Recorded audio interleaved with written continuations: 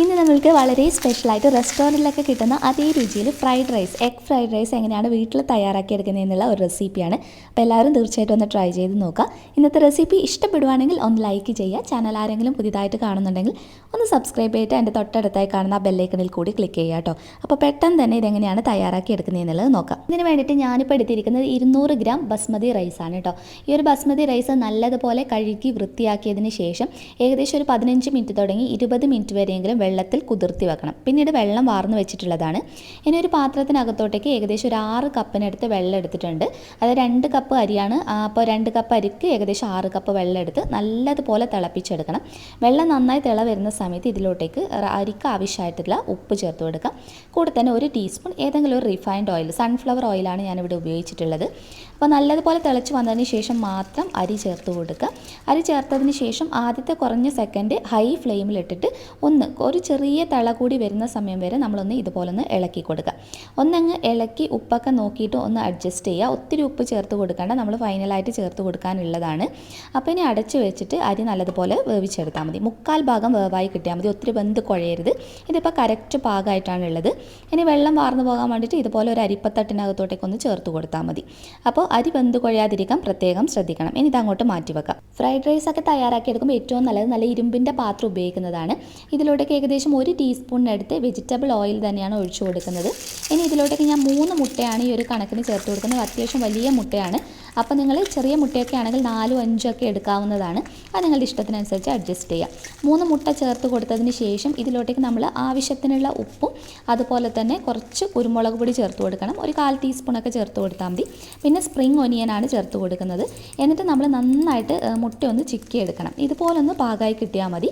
ഇനി നമുക്കിത് വേറൊരു പാത്രത്തിനകത്തോട്ടേക്ക് മാറ്റാം. ഇനി അതേ പാത്രം തന്നെ വെച്ച് നല്ല ഹൈ ഫ്ലെയിമിലിട്ടിട്ട് ചൂടാക്കി എടുക്കണം.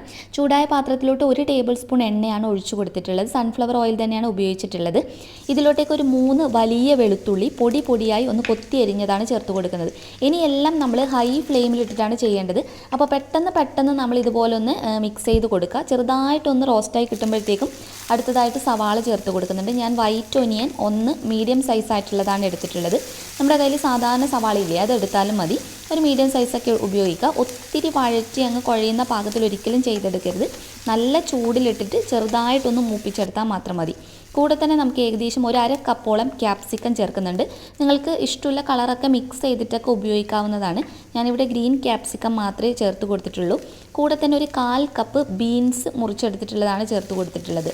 അപ്പോൾ ഇതൊക്കെ മുറിക്കുന്ന സമയത്ത് നല്ല പൊടിയായിട്ട് അരിയുന്നതാണ് ഏറ്റവും നല്ലത്.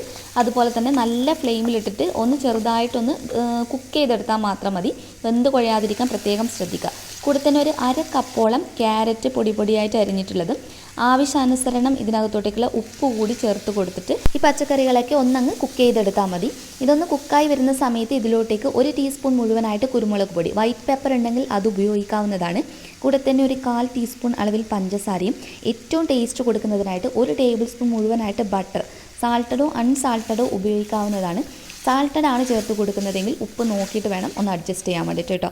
അതിനുശേഷം നമ്മൾ വേവിച്ച് വെച്ചിരിക്കുന്ന ചോറ് ഇതിലോട്ടേക്ക് മുഴുവനായിട്ട് തന്നെ ചേർത്ത് കൊടുക്കാം. എല്ലാം ഹൈ ഫ്ലെയിമിലിട്ടിട്ട് തന്നെയാണ് നമ്മൾ ചെയ്തെടുക്കുന്നത്. അപ്പോൾ മുഴുവൻ ചോറും ഞാനൊന്ന് ചേർത്ത് കൊടുത്തിട്ടുണ്ട്. കൂടെ തന്നെ നമ്മൾ നേരത്തെ ചിക്കി എടുത്തിട്ടുള്ള മുട്ടയും ഒരു 2 ടീസ്പൂൺ ലൈറ്റ് സോയാ സോസും കൂടി ചേർത്തിട്ട് നല്ല തീയിലിട്ടിട്ട് പെട്ടെന്ന് ഇതൊന്ന് മിക്സ് ചെയ്തെടുക്കുകയാണ് വേണ്ടത്. എല്ലാ സൈഡിലോട്ടേക്കും ഫ്ലേവർ കറക്റ്റായിട്ട് എത്തുന്ന രീതിയിൽ നല്ല ഫ്ലെയിമിലിട്ട് തന്നെ മിക്സ് ചെയ്തെടുത്തതിന് ശേഷം കുറച്ച് ഉപ്പ് ഇതുപോലെ നമ്മളൊന്ന് വെതറി കൊടുക്കണം. കൂടെ തന്നെ ധാരാളം സ്പ്രിംഗ് ഒനിയൻ ചേർത്ത് കൊടുക്കണം. ഇതൊക്കെയാണ് ഇതിന് ഏറ്റവും സ്പെഷ്യൽ ആയിട്ടുള്ള ടേസ്റ്റ് കൊടുക്കുന്നത്. നമ്മൾ നേരത്തെ ചേർത്ത ബട്ടർ അതൊരിക്കലും സ്കിപ്പ് ചെയ്യരുത്. അതാണ് ഇതിന് ഏറ്റവും സ്പെഷ്യൽ ടേസ്റ്റ് കൊടുക്കുന്നത് തന്നെ. ഇതിപ്പോൾ നമ്മുടെ ഫ്രൈഡ് റൈസ് ഇവിടെ റെഡി ആയിട്ടുണ്ട്. നല്ലതുപോലെ മിക്സായി കിട്ടിയിട്ടുണ്ട്.